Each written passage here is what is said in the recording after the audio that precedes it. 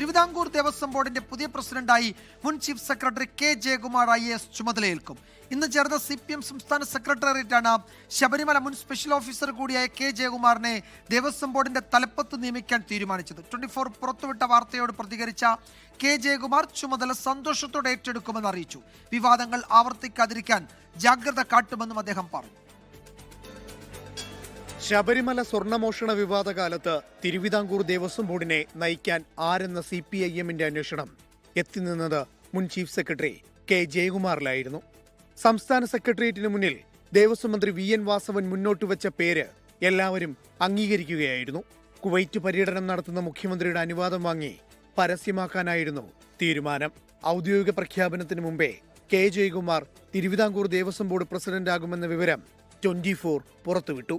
മുഖ്യമന്ത്രി തിരിച്ചെത്തിയ ശേഷം നിയമന ഉത്തരവ് പുറത്തിറങ്ങും.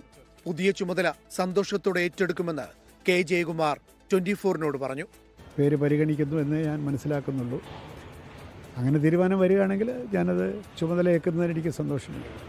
കാരണം എനിക്കറിയാവുന്നുള്ളൊരു മേഖലയാണത്. മണ്ഡല മകരവിളക്ക് തീർത്ഥാടനത്തിനായിരിക്കും പ്രാമുഖ്യം നൽകുകയെന്ന് കെ ജയകുമാർ അറിയിച്ചു. വിവാദങ്ങളെ വെല്ലുവിളിയായി കാണുന്നില്ലെന്നും അദ്ദേഹം പ്രതികരിച്ചു. വിവാദങ്ങളും അന്വേഷണമൊക്കെ അതിൻ്റെ നേരായ വഴി കൂടെ പോയിക്കോളും. നമ്മളിപ്പോൾ അതിനെപ്പറ്റിയൊന്നും ചിന്തിക്കേണ്ട കാര്യമില്ല.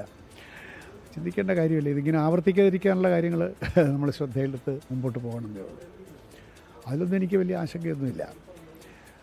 തീർത്ഥാടനം ഭംഗിയായി അപകടരഹിതമായിട്ടൊക്കെ നടക്കണം.